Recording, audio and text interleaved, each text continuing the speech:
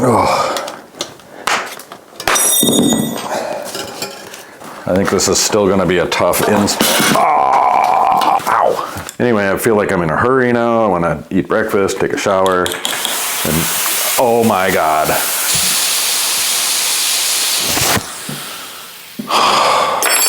Oh, this bike.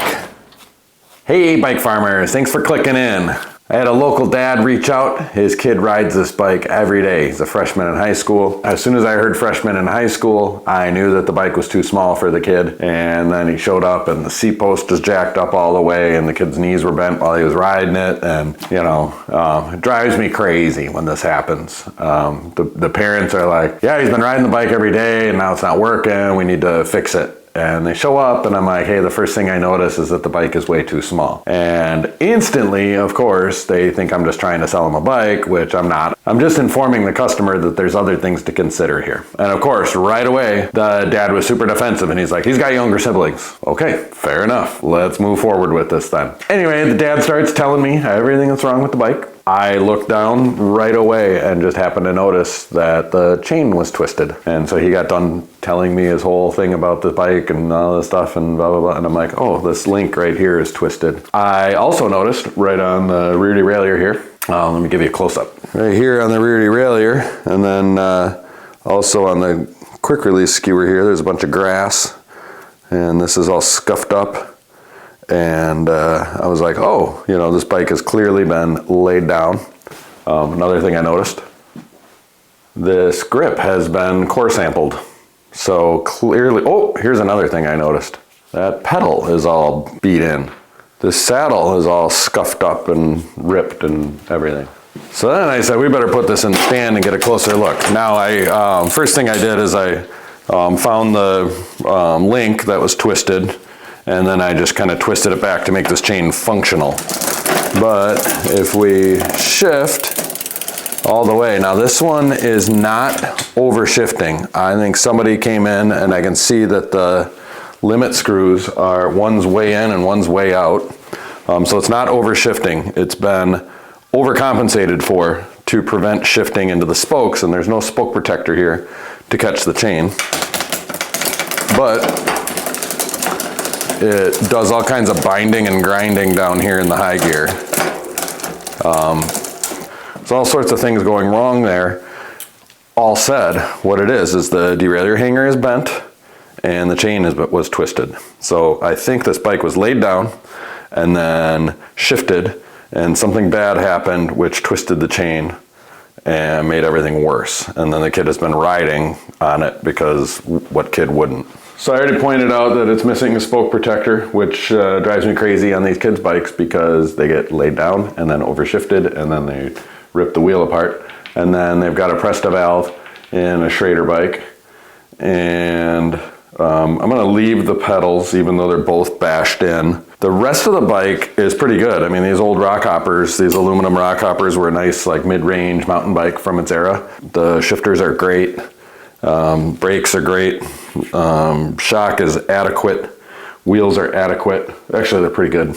Real nice, sturdy bike. So we are going to go through and fix everything on it and get her tip-top, working great because the kid's got younger siblings, as we have found out. And there's plenty of value for this family to have this bike. I still think that the freshman in high school has another year, maybe 2, year and a half of riding their bike every day, and they should ride a bike that fits them. But that's just me. And I'm just trying to sell things that people don't need, right? Because I'm here to rip people off because I'm a profiteering bike shop owner who only cares about money. Kick back, relax, and let's get started.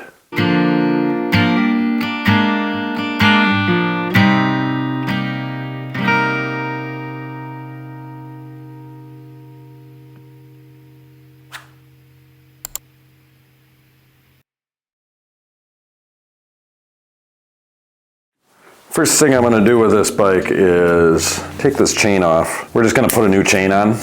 I could replace that one link, but it's easier just to replace the chain. I already checked this for stretch, so I don't think we'll need to replace the cassette. I'm not seeing any kind of evidence of sticking in one gear. That's usually what happens is if somebody just doesn't shift at all and rides in one of the high gears all the time, and then you replace the chain, that one gear will be worn out and you'll get skipping with a new chain. Or if they do shift a lot and everything's really stretched out, then a new chain would skip on the old cassette. But I think we're safe on this bike. I already checked that, which is nice. You know, that saves the dad a few bucks there. And then I'm gonna tweak this hanger right out of the gate. Now I know I get a lot of comments when I talk about derailleur hangers. People are like, you should true the wheel first. I don't think a millimeter one way or the other. This wheel is really pretty straight the way it is, but I think it's all within the margin of error and the wiggle room of the tool. Even though I have this brand spanking new DAG3, the new derailleur hanger from Park, which is slicker than snot on a doorknob. Really like this tool. I'm still getting the hang of it. It's the old Dabbitt's high hard. Old habits die hard, and I keep thinking that I'm using the old style one. I don't know. I don't know how to explain it, but this thing has this little flip mechanism that I have to get used to using. Is it really off that much? Man. Okay, so it wasn't off quite that much. But we're gonna go straight across here, 9 o'clock, flip my doodad, go 3 o'clock, and holy cow. So this post should be touching the rim there. I am scared to death to do this, but I'm gonna try to bend it back. Now always, the best possible derailleur hanger fix is just to replace it, but they can be bent back. Now aluminum doesn't like to be bent repeatedly. It will fatigue and then crack. So the old style, you'd have like a little rubber grommet thingy that would go there, and then you'd pull it out and then get over to the other spot in the rim and line your rubber grommet. And that was your gauge. This one, you put it up against the rim and you can do that. And then go to the other side of the rim. I guess I'm demonstrating this now. Okay, so we got a little bit of a gap there, but there's some other things we want to check. We'll check up here. Okay, so straight up and downish.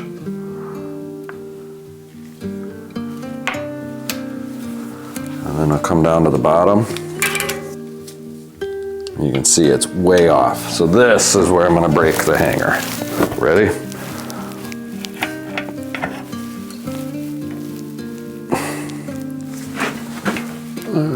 Pulling up. Actually, I think this is a steel hanger.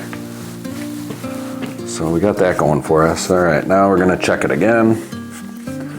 Readjust down here now. Okay.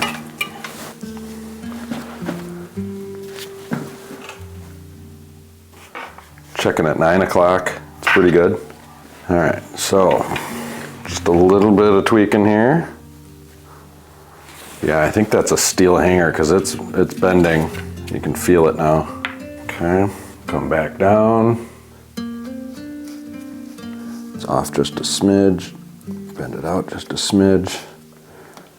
Realign it. And I'll just zoom you out. Okay.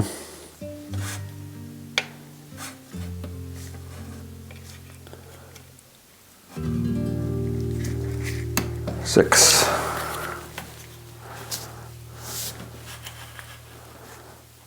Is really close.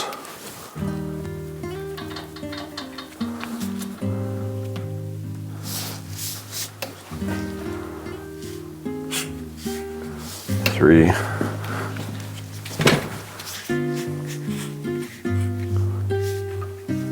Nine. Yeah, we're splitting hairs. Good enough for who it's for.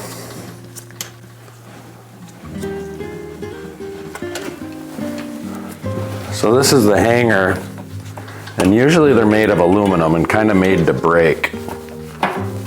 You want the hanger to break before the frame breaks.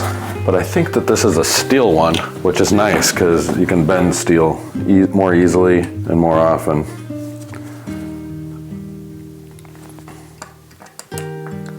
This one screws in. Tighten those bolts a little bit.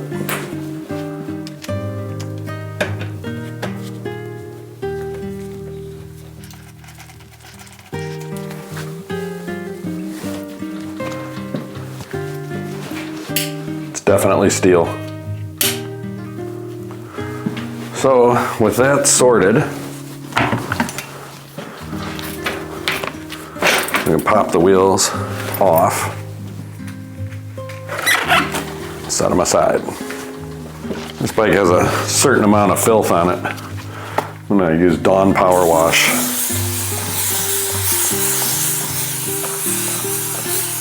Oh, you know what I'm gonna do?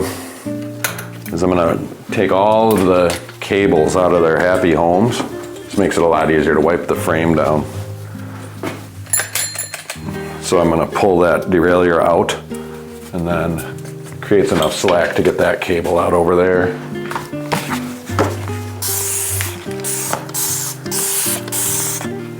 And then you have good access to the frame and wipe things down a little bit.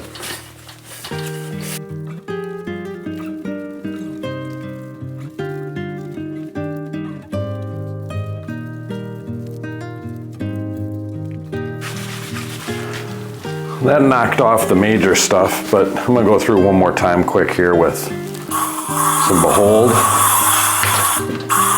furniture polish.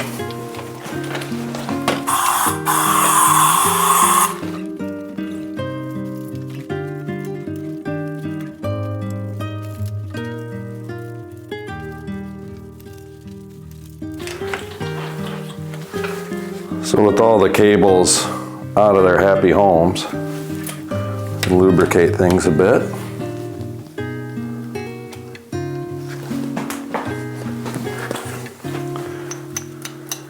So this doesn't bother me. It bothers some people, like they would put in a new cable. Actually, I get a lot of comments of people just say that they replace all the cables on every tuneup or whatever. I think it's ridiculous. Rear derailleur. Rear brake, yeah, this rear brake, I can see it. It's just bone dry. It's been a minute. Okay, and this barrel adjuster on this shifter is all the way out. So I'm gonna turn it in. Not all the way in, but turn it in a handful of turns, and then we'll manually adjust the tension when we tune things at the end.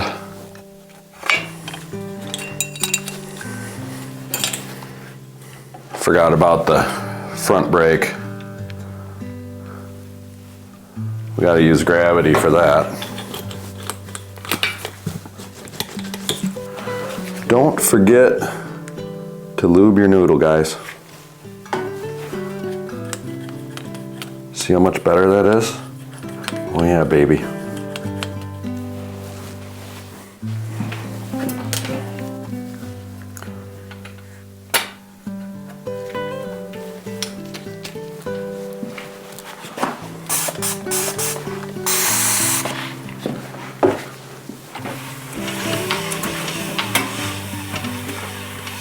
All right, what am I thinking about this morning? It was very early in the morning. It's a Sunday. And we have big plans for the art tour. We're gonna go out west of Madison through the Driftless region and visit some artists. A little family time. Time with the old ball and chain. Road tripping.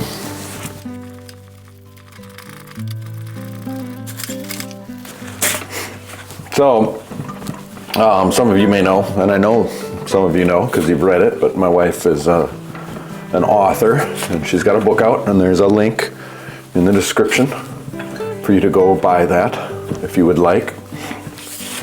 It's available out there.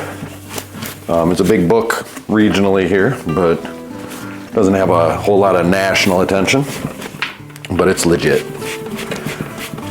So anyway, in her pursuit of becoming a novelist, we get up very early, and she writes from 5 to 7 in the morning.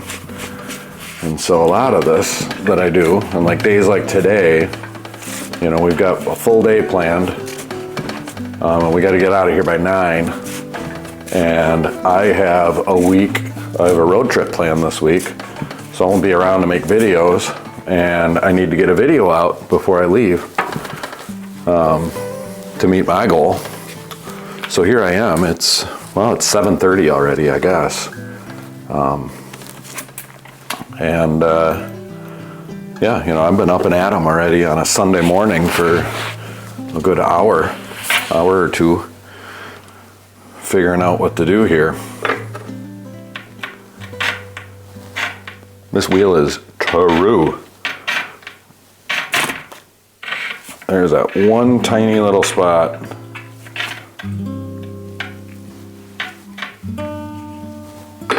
If it ain't broke, don't fix it.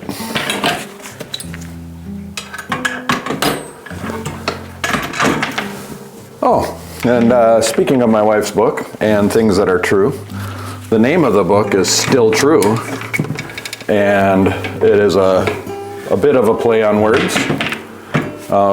Well, wheel truing is part of it. She didn't know anything about bikes or bike maintenance. She still really doesn't.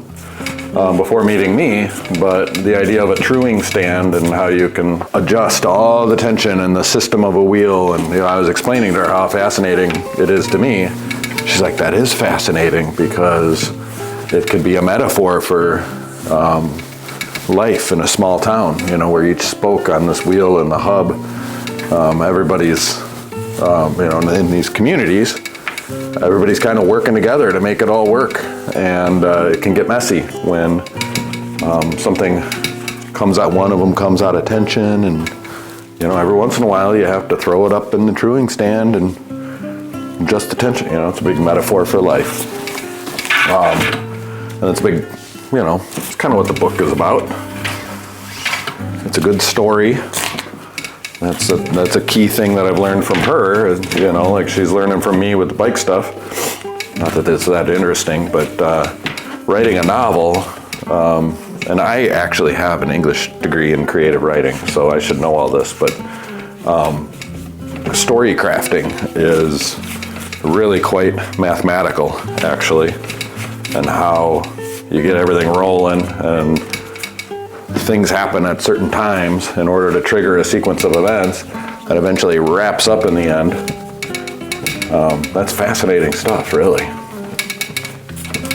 But then you have to, you know, write eloquently. You know, you need the prose. You know, the actual craft of writing is what I've always appreciated. You know, the poeticness. The poeticness, is that even a word?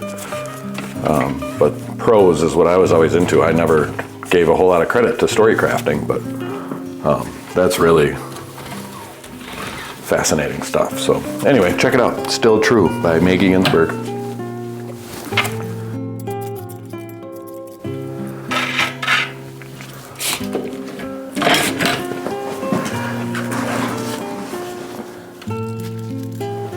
All right, let's get this tube swapped out.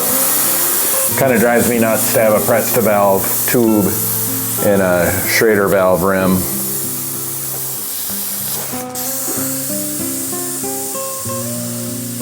Too much opportunity for things to get weak and get a flat for no good reason at all except not knowing what you're doing.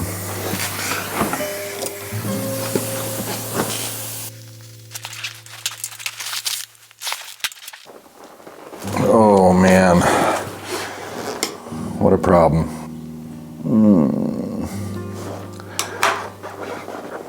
It's a very tight fitting tire.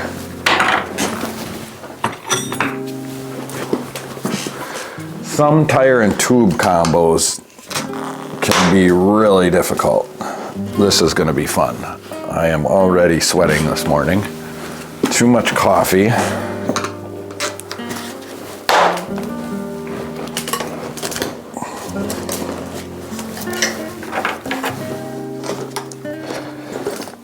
But I think I know what's going on too, is there is a rubber rim strip. All right, so I just used 3 levers to get that to that point. Anyway, there's a rubber rim strip that I think is just taking up too much real estate in the valley of this rim.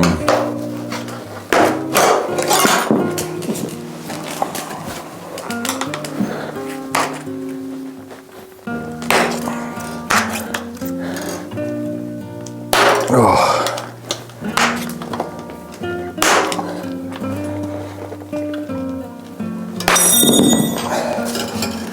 We're gonna get there eventually. I'm just gonna kind of keep walking down the road here. Oh, there we go.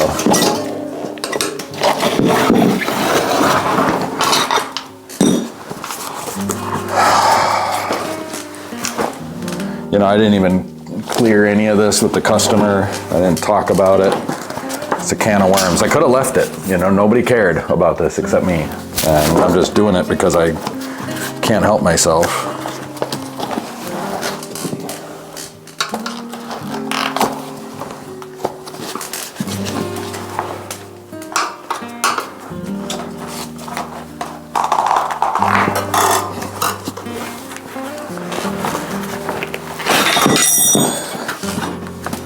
But for those of you wondering why I cut corners on bikes, this is a good example of why, because you never know what you're gonna find. And now it's just getting more expensive and time consuming as we go. But this rubber rim strip is way too thick of a material to have inside this rim. Not only that, but with double walled rims with the sunken eyelets, you want to go with tape, not with the rubber. The rubber is designed for single walled rims where you're just covering up the spoke nipples. But it's a good rim strip.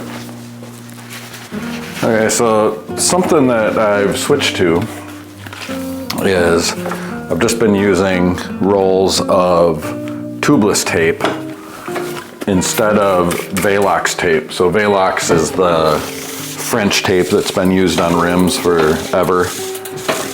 And I believe that they're actually like going out of business now. But since the advent of tubeless tires,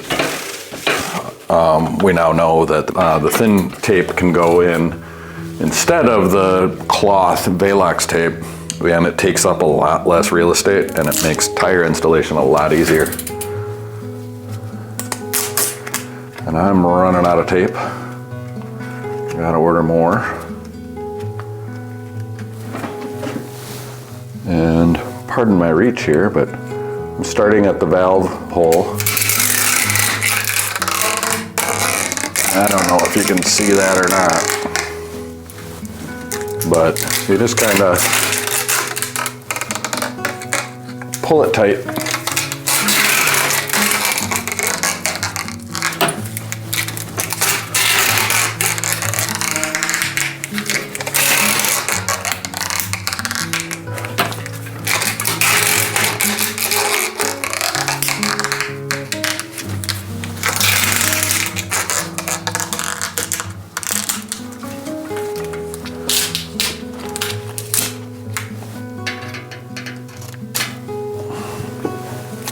All right, and yeah, so I think like with a proper tubeless setup, you want to overlap and then cut the hole out.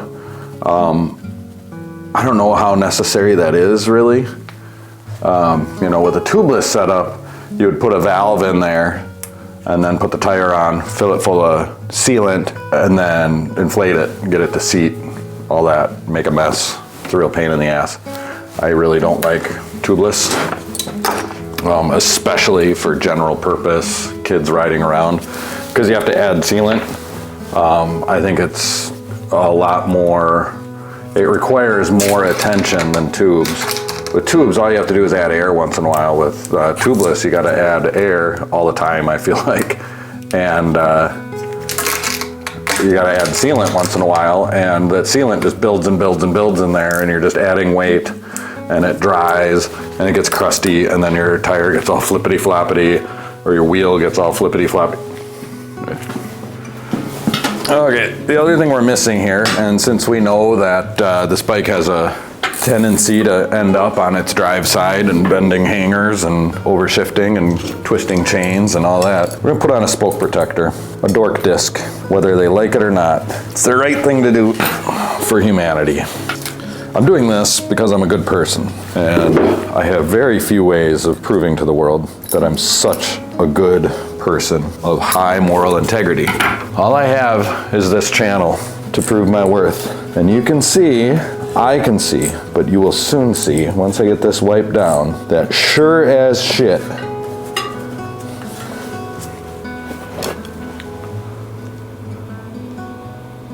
this chain has overshifted into the spokes without a spoke protector. Maybe, probably because they removed the dork disc, and now all those spokes are weak. They're all ground down. Now, none of them are broken, and it's probably fine. It's an extra small bike. It's gonna be ridden by a lightweight person and so on and so forth. But that's not good, it's not right. And it's all because there wasn't a spoke protector. And the other problem is with these stupid specialized hubs that are wider flange on the drive side, for some dumb reason, regular spoke protectors don't fit. So we can't put a spoke protector on there unless I magically find one, which is entirely possible. I have a collection. Hot dog. Look at that. Well,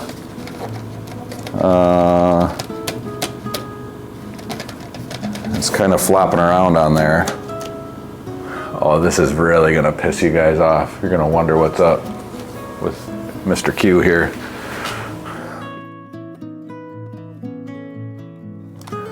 Don't hate me because you can't date me, guys.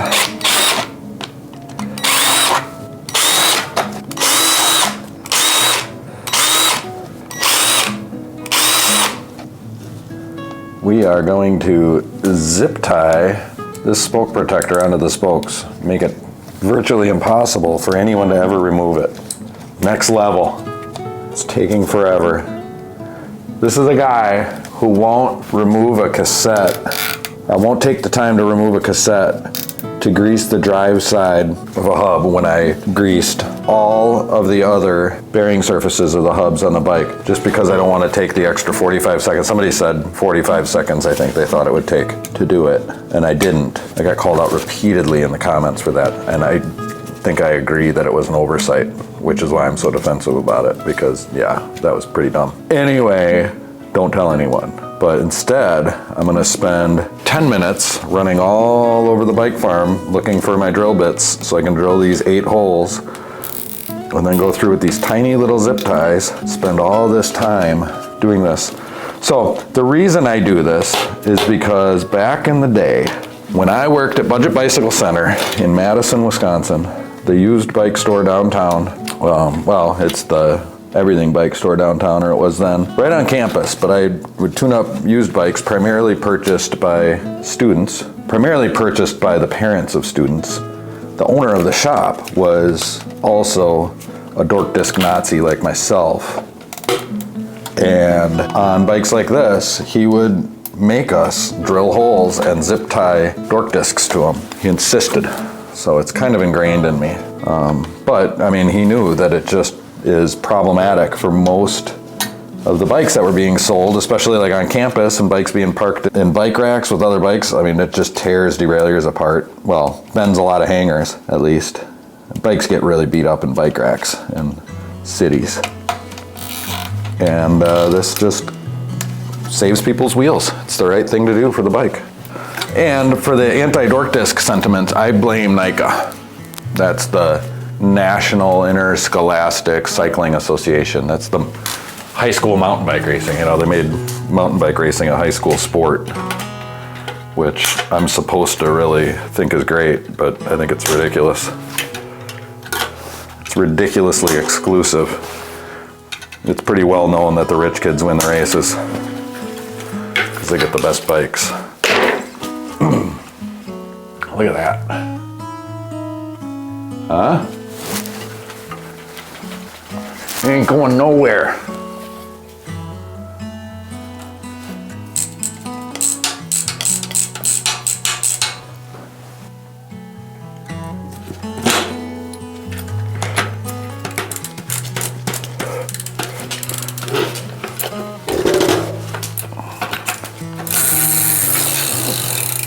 See, that's great.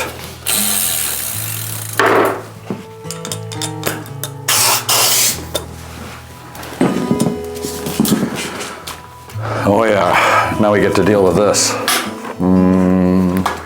Bike goes this way.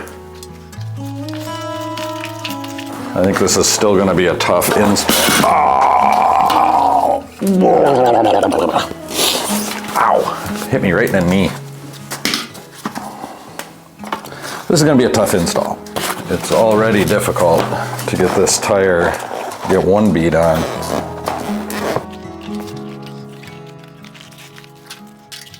Yeah, this is gonna suck.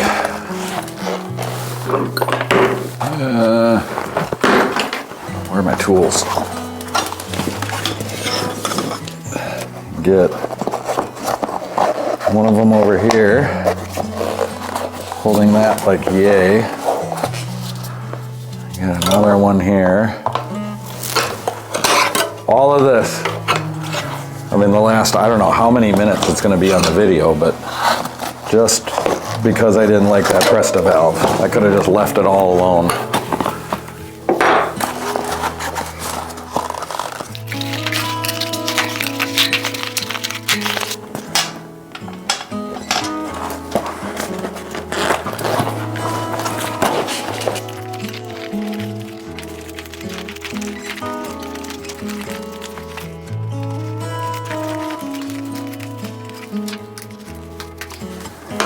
All right.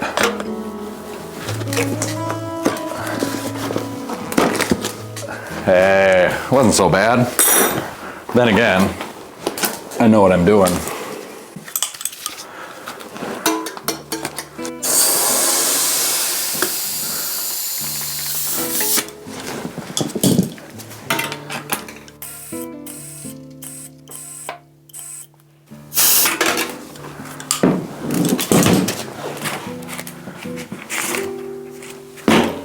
Whoa, baby. That was some real stuff there.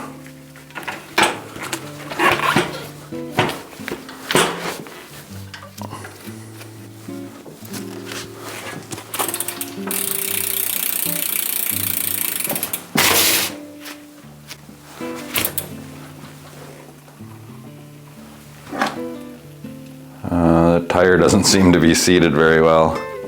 Let's just maybe do the cheater method here.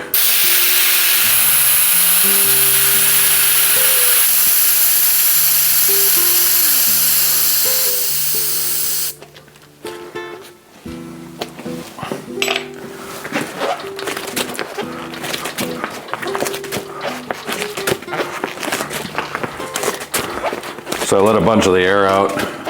You know, once you put all that pressure in and kind of get things to where they could be, the tube slides around and kind of makes a happy home for itself. And then you let the air out, massage it, and it starts to wiggle in and find a more comfortable spot. It's like fluffing a pillow.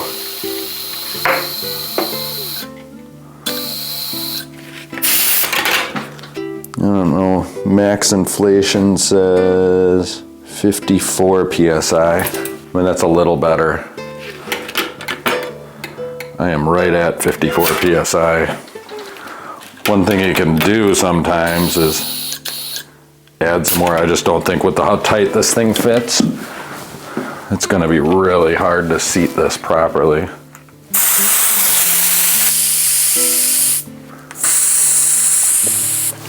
Okay, so what I'm gonna do here is take some Behold.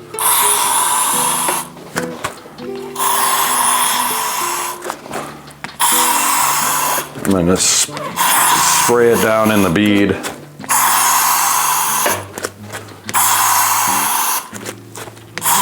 And I'm going all the way around with this one, best I can.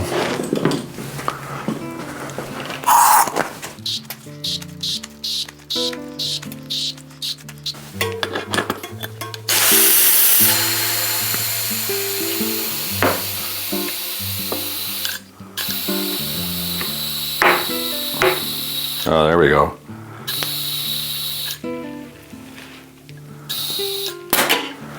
Okay, so that just kind of helps the tire seat. And rub on something. But I also have way too much air in there.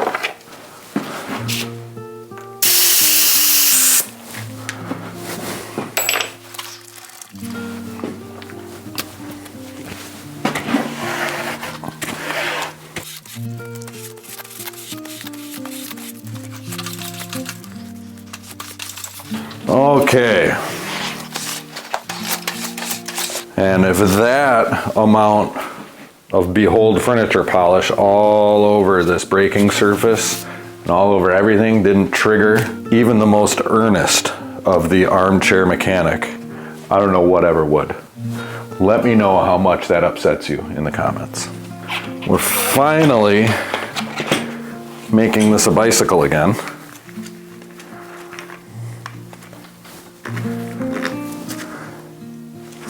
What a pig. So I gotta be honest with you. I knew it. When I saw this bike, I was like, this is gonna be problematic. I didn't know how this one was gonna be problematic, but I knew it was gonna be problematic, and I could just tell that it wasn't my work. That said, this is very likely my tire. I probably sold them this tire. I don't know if it was me or one of my employees, but it came from my shop because I've got another one hanging up on the wall over here, right? I got a good deal on these tires a while back, and I will never buy them again just because of how hard it was to deal with. And for those keeping track at home, these are the Continental Mountain Kings. I think it's a very high quality tire and racy. And this very well could be a Nike kid, you know, that was racing this bike, and I don't know.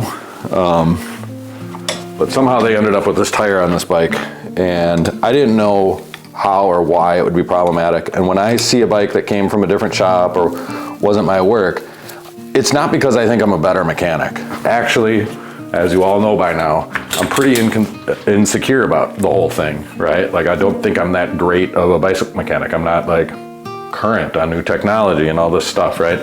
I certainly know my way around a bike. I certainly know how to make money tuning up bikes, but that's not it. It's that what I sell here, the basic giant tires and what I have on the shelf, and these, I guess, I know work. I know that the bikes that I've touched or the bikes that came from my shop, I know that they're easy and simple to work with, and it's easy to deal with. It's not that I think that I'm better, it's just that I'm more familiar with it. And when I see a bike come in that's been ridden hard, that looks like it'd been from a different shop, it doesn't have my sticker, I don't recognize the bike, I get nervous. And this is one of them. I don't like getting derailed, you know, like, okay, so now it's 8:11. I don't know how long I've actually been working on this bike, but as I said, I've got a big day planned, and I was trying to squeeze this one in, and I was hoping it would just be a simple tune-up. I'm gonna tighten this front brake cable just a little bit. Sorry, I could bring you guys with me on this journey, but I'm kind of rambling. This one threw me a bit. Anyway, I feel like I'm in a hurry now. I wanna eat breakfast, take a shower, and oh my God.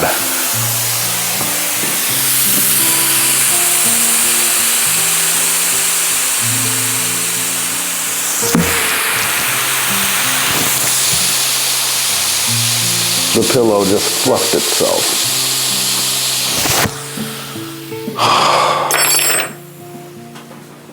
So, this is happening to me because of karma. It's because in the intro, I talk trash about the customer. And really, like, I don't mean to brag, but I'm a big deal with the middle schoolers here in Lake Mills because I'm a YouTuber. There's a good chance that the kid that rides this bike will see this video, and I instantly talk trash about his dad. I think this is karma, like I'm paying the price for talking trash. So I just want to take a moment and officially apologize for that. Good news is that you can still see all the furniture polish on the bead here. So I think seating this and everything is gonna be fine. I think the reinstall will go way smoother than the the other one.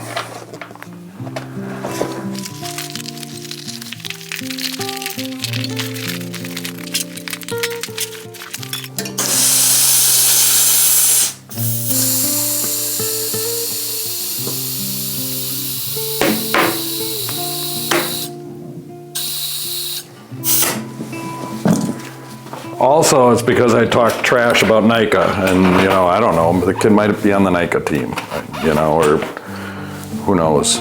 This could be their race bike, and I just shouldn't talk trash. I shouldn't judge. NICA's great. I mean, if NICA would have been a thing when I was in high school, I would have been on that team. I would have loved it. Maybe.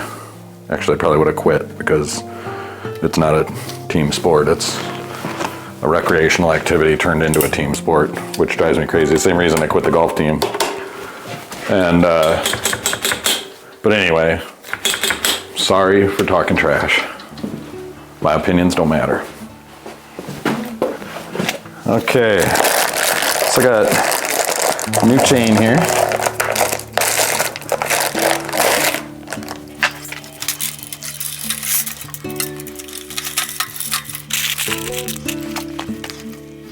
One, two, three, four, five, six, seven, eight, nine. 1, 2, 3, 4, 5, 6, 7, 8, 9. Oh my God. Boy, am I glad that I counted. Gotta go get a 9-speed chain. KMC X series chains are amazing. Best value in cycling. It's all I've used for many years. I see no advantage to fancy chains. It's another reason I like these old bikes is because you can use the KMC chains, whereas like new fancy technology, like SRAM or Q's or any of that, you gotta use their chains, and that's annoying. So I'm in little and little, and I just want a little bit of tension. So I'm gonna break it here. Oh.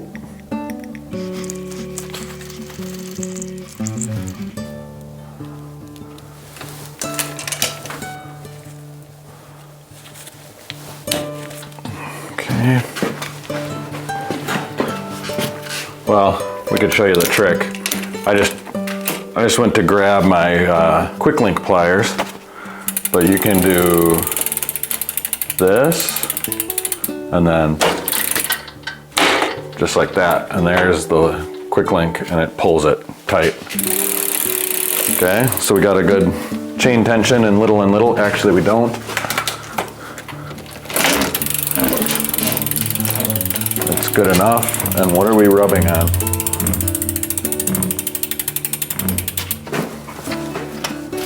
Okay, so this tire appears to be too big for the rim or frame, but only if the wheel's in crooked, because the frame is pretty well aligned here.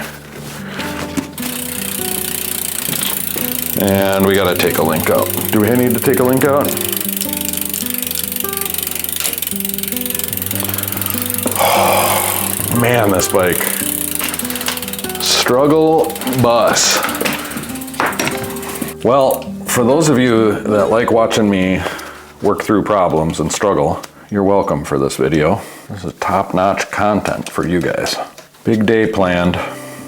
So funny. I was like, oh, I can go down there and fix this bike quick, maybe get an hour worth of editing in while I eat breakfast, have a cup of coffee. It's gonna be a nice relaxing morning, productive morning before spending the day with the wife.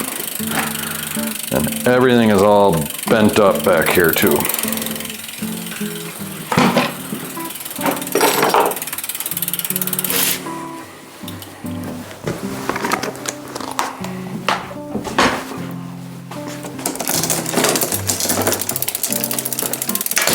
Okay, so here's what I was talking about, where the limit screws here, this one's way out and this one's way in because someone along the way, I seriously doubt it was me, but it could have been one of my employees at some point. Or it could have been a NICA dad, or who knows. Somebody was messing with this. Okay, but it was because they adjusted the limit screws with a bent hanger. And I suspect that the cable tension is wrong too, which, yep, you can see here the cable tension is really loose. But we're not even shifting into the high gear really. Okay, I'm gonna back that off a smidge. But for whatever reason, the chain is slipping off the pulley wheel.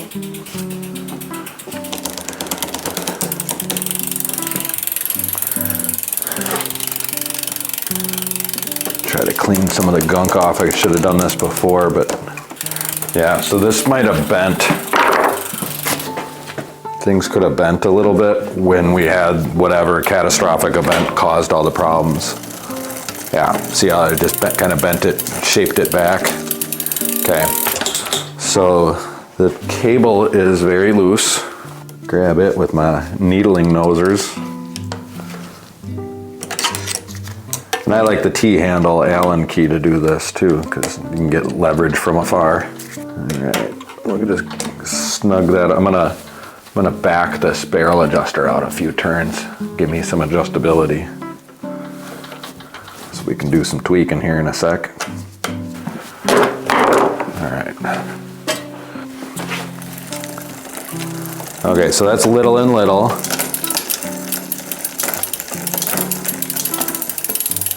Okay, see how that overshifted there? It jumped up 2. We're gonna turn this barrel adjuster in. That's gonna loosen the cable just a smidge. I expect this chain to jump down 1, as it did. Okay, so now we're in the granny gear. Okay, so we backed out this. We backed out this bottom limit screw, so which is for the low gear. Okay. Now if I push the lever on my shifter, see how the derailleur is just slightly moving? I'm okay with that. You don't want it moving a whole lot because you don't want it over shifting. Although we don't really care if it overshifts now because we've got the smoke protector there to save things.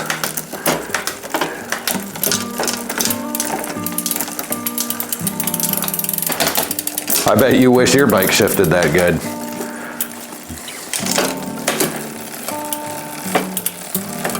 Okay, so can you see the front derailleur from this angle? Okay, so if you remember when we were messing around, I guess you can't really see, but I turned the barrel adjuster in on that front derailleur quite a bit before. So we're gonna do the same thing here. Grab with a needle nose, loosen your anchor bolt, pull things tight. And I left adjustability on the barrel adjuster on the shifter too, so we can dial this in. But I'm gonna start with it tight. Okay, I've got my JIS number 2 for adjusting those limits.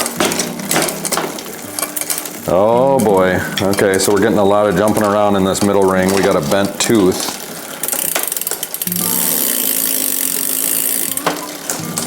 And a really wavy ring here too. And some clicking and popping in the back.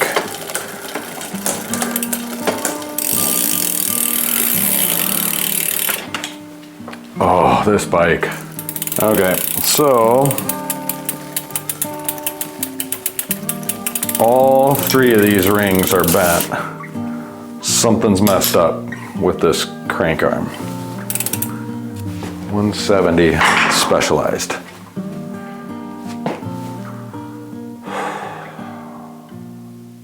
I don't know.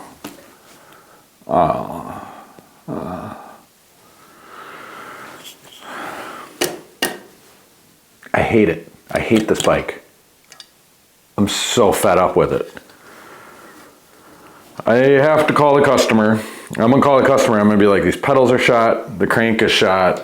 I've already had to do the spoke protector, the tube. The tire is actually too big for the frame, so it's rubbing. And you can see where it's rubbing off a spot on the frame. There's just so many little things going on with this bike that it's like just doing a tune-up and, you know, fixing the bike or whatever, making, oh, you know, the dad's like, oh, there's something wrong with the derailleur. It's like, I wish, you know, and I knew it. I knew that it was more than that. And I was like, oh, it's a twisted chain. And then I was like, let's throw it in the stand and see. I'm like, it can cause a lot of damage. And it did. And just nothing's right. I got it working pretty good. But at the end of the day, the correct fix here is just new cranks, which probably means new bottom bracket. And if I were to resell this bike, that's what I would do. You know what I mean? Like, that's kind of my gauge is like, you know, what would Andy Q do? And that is the way I answer that is like, well, what would it take for me to be comfortable reselling this? Is, you know, it would be a new crank. And I got Shimano cranks and they're not that expensive. But instead of it being $120 now, we're talking $200 or more, which the value is there. So long story short, I got to call the customer, talk all this through, see what happens. I don't have time to deal with it this morning. I am pausing for a moment. So it's going to be a while for me and a split second for you situation. Kill me now.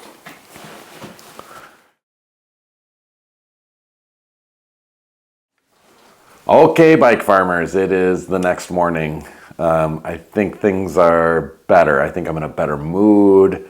So I called the customer and told them of the situation and recommended that we just replace the crankset and put some new pedals on it and just make it good. And I take back everything I've ever said about this customer on this video. They were wide open to all of my suggestions, very cooperative, and gave the thumbs up and said, you know, they've got other kids that can ride this bike and it's just a good bike to have in the family, because it really is a great bike. I said, you know, it's got its problems, but it was a garage sale bike. I don't know if maybe it was given to them, you know, it was like, they were like, yeah, we just ended up with this bike. So if we got to put a couple $100 into it, it's cheaper than buying one that's already done. And that's true. So not by much, but it's true. And it only makes sense if you have other small kids coming up. I found this used Shimano crank that might work. I'm not holding my breath because it never works. But we got to pull this crank off and measure the spindle and figure that out. Otherwise, I have a brand new crank and we can put in a new bottom bracket, and I got the thumbs up to do all of the things that need to be done. So let's do this thing.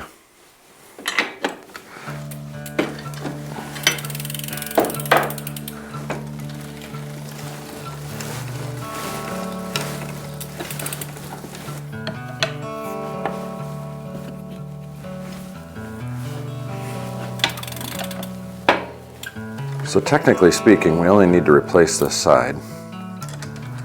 Okay.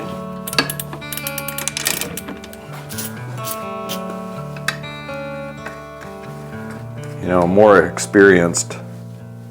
Ooh, I'm feeling a tiny bit of play in this bottom bracket. Well, the chances of us replacing everything on this bike is actually quite high, but that makes me feel a little bit better about replacing the bottom bracket too, if it's a little loose. And that looks like a really short spindle. But let's just see here. I mean, it's in phase. Are we getting lucky here?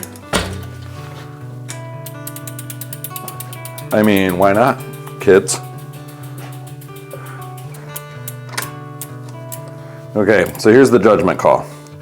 Like I said, I felt a tiny, tiny bit of play in this bottom bracket. Oh, it's binding. What's binding? Yeah, it's bottoming out on the bottom bracket. Never mind. It's not gonna work.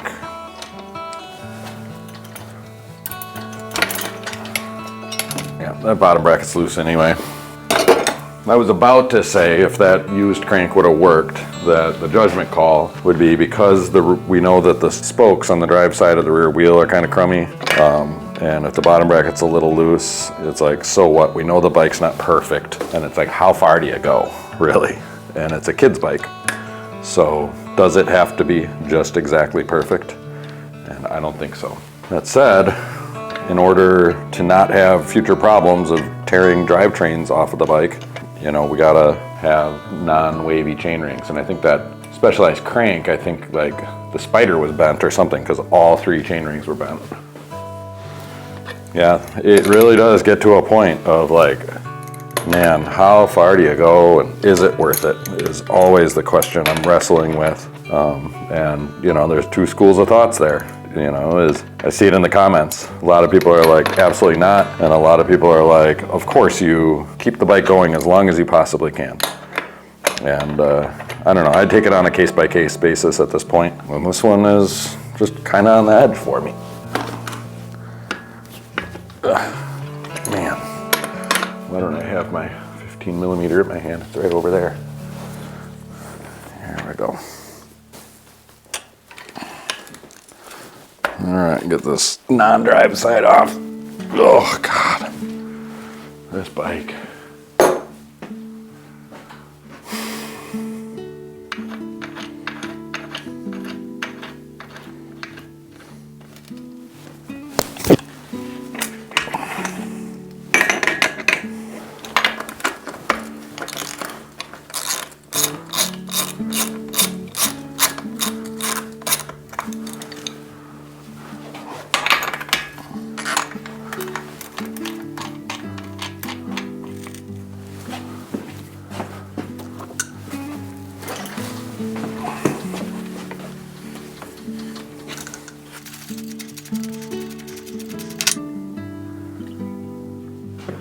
All right,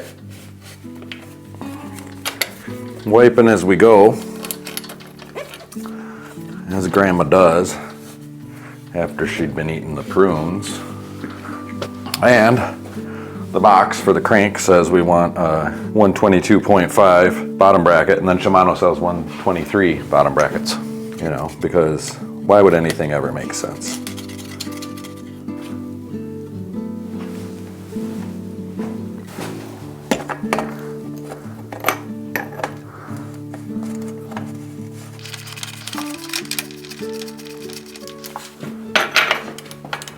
All right, lefty tighty.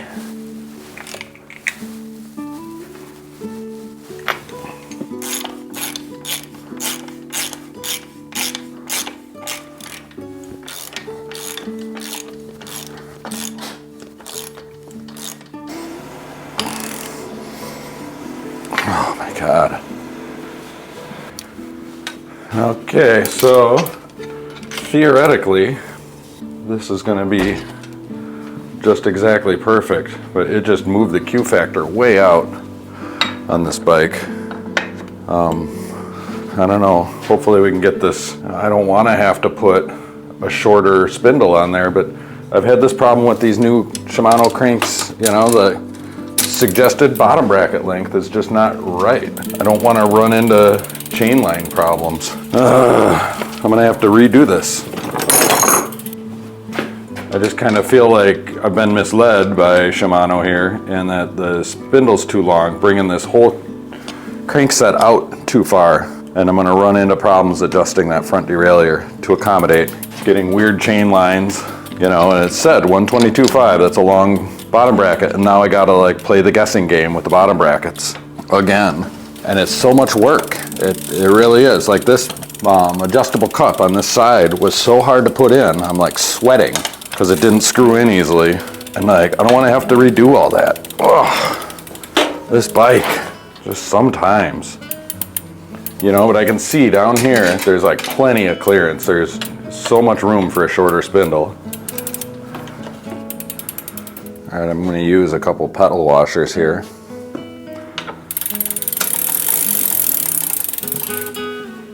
I'm really crossing my fingers that I can get this to work problem-free. We're definitely going to be in the good enough for who it's for category. This whole bike is a Franken bike. I mean, a lot of stuff has been replaced. It's just been used and abused. I mean, it's a good bike, but you know, they get to a point where it's just problem after problem. Okay, so the whole crankset has moved way out, you know, so right now we're in little and little, so we'd expect some rubbing here, but this is quite a bit. So we take the low limit and we're gonna, so there it's rubbing a lot. And there it's just barely rubbing. Front derailleur cable is loose. So we're gonna take up the slack in the front derailleur cable because you wanna start from tight. You know, start zero should be a tight cable. Nothing too crazy, but you know, tight. Okay, and then you should get a good shift up into 2, okay? And we're rubbing just a little bit here in 2. So I'm gonna use the barrel adjuster on the shifter and I'm gonna tighten that cable a little bit. And tightening the cable will bring this cage out just a little bit. Okay, so now I shifted to 3 and it's not shifting up because the high limit is catching it. So we're gonna back the high limit out. Okay, and that gets it up there.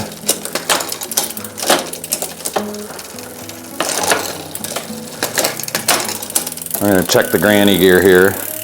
Okay, so we can turn the low limit in a little bit. Get it just so the granny gear isn't rubbing. Middle ring. It shifts down just fine. Okay, so our cable's really loose. That's the big problem here. All right, cable's loose again, and that's because we turned that low limit screw in again. Now what we're gonna do is shift up.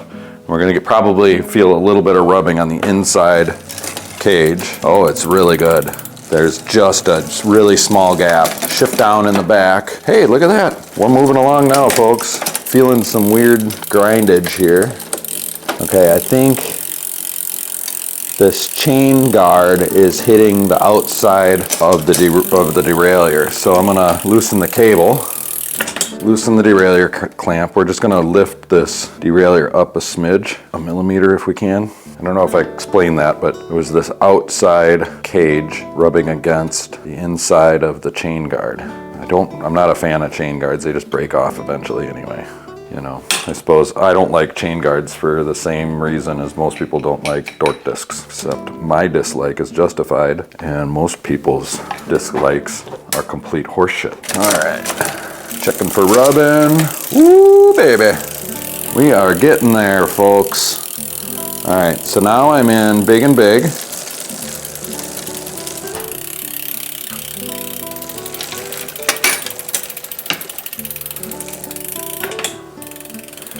Middle, no wubby-dubby,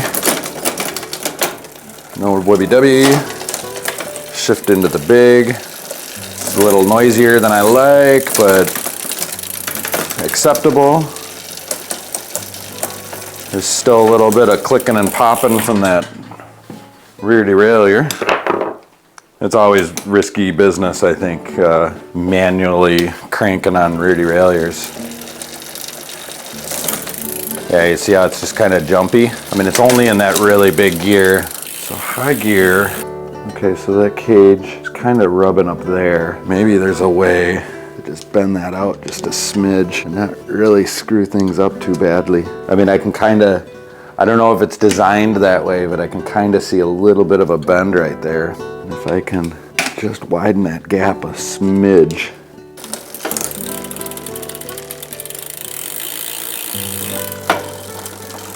I mean, that's better.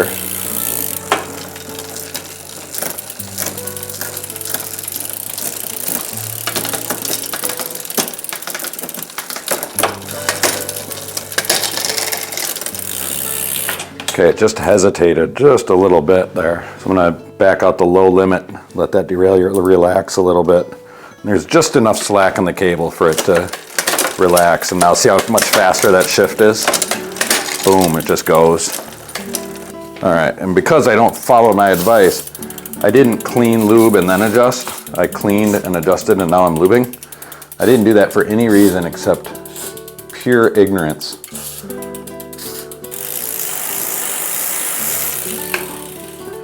So I just used one step on everything. This is a brand new chain. It's kind of got this waxy gunk from the factory, which I don't like. I don't know if anybody likes it.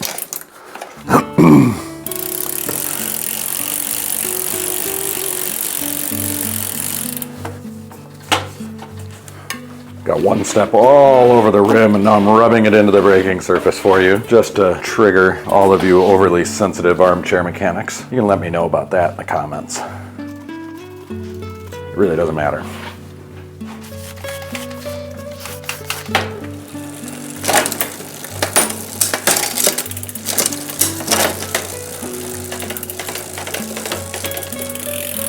Okay, so if I hold the shift lever down, the rear derailleur or front derailleur wants to overshift on the high side, so turning the limit screw in a smidge.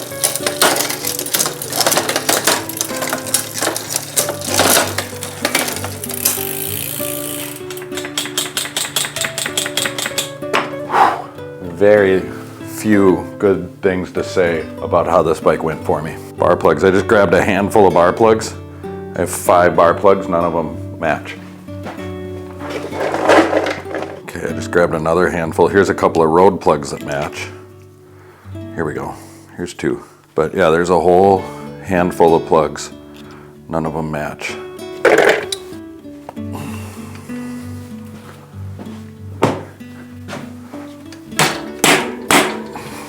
Oh, even putting in the bar plugs was hard.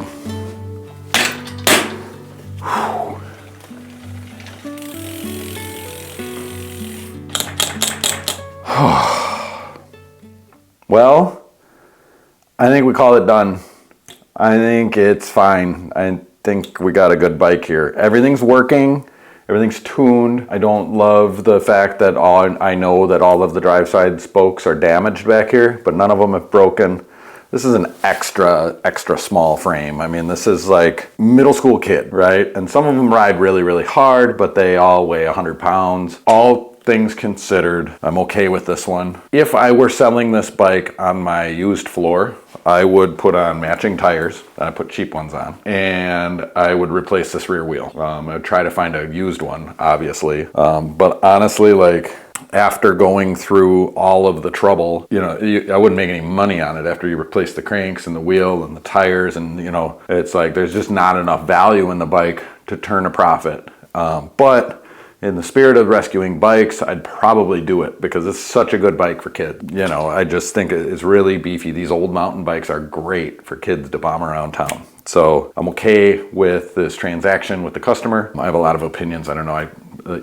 People are like, just do what the customer says and move on. And, you know, it's like, yeah, okay, you know, but I don't know, there's like, I guess it's like a professional integrity that I'm worried about, which is probably bullshit, right? But I want it to make sense for the customer. I want it to make sense for me. I want it to make sense for the bike.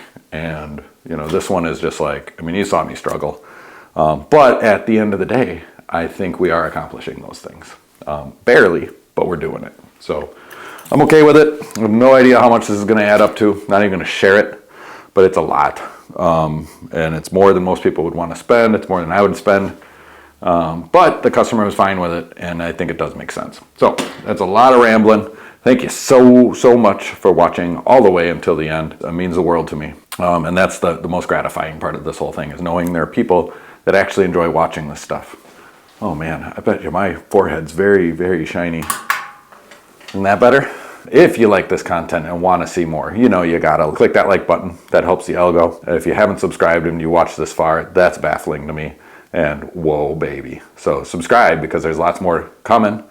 And if you want to give a little extra, there's the heart with the $sign in the middle of it. That button is a super thanks. That money goes straight to me. Google doesn't even take a cut. So that's pretty awesome. That's a great way to give right back to the creator, me. Or become a monthly sustaining member. I get that money too. That's like, well, a lot of creators want you to go to Patreon and do all this other stuff. I just make it easy for you. Just do it right here in YouTube memberships, join the channel. But for yourself, the best thing you can do is click that notification bell so you and your bikes can stay tuned.